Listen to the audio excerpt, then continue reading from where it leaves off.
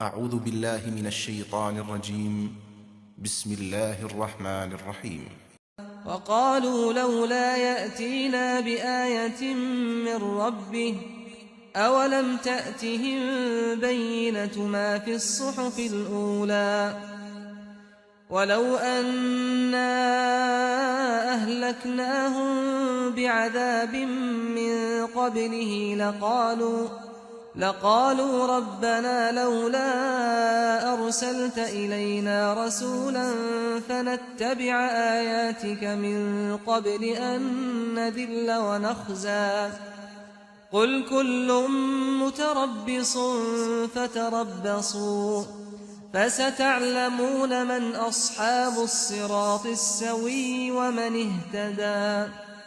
انہیں اصرار ہے کہ اپنے پروردگار کے پاس سے یہ ہمارے لیے کوئی نشانی کیوں نہیں لاتے؟ کیا ان کے پاس اگلے صحیفوں میں جو کچھ ہے اس کی گواہی نہیں پہنچی؟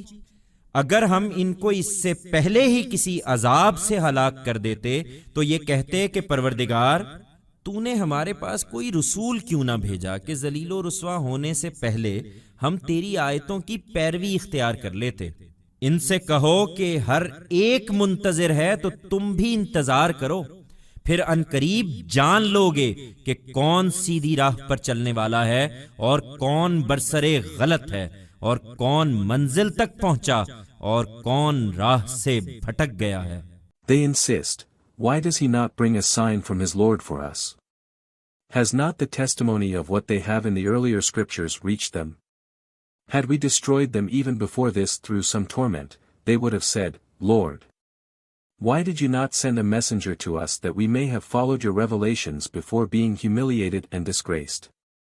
Tell them, each one is waiting, so you also wait.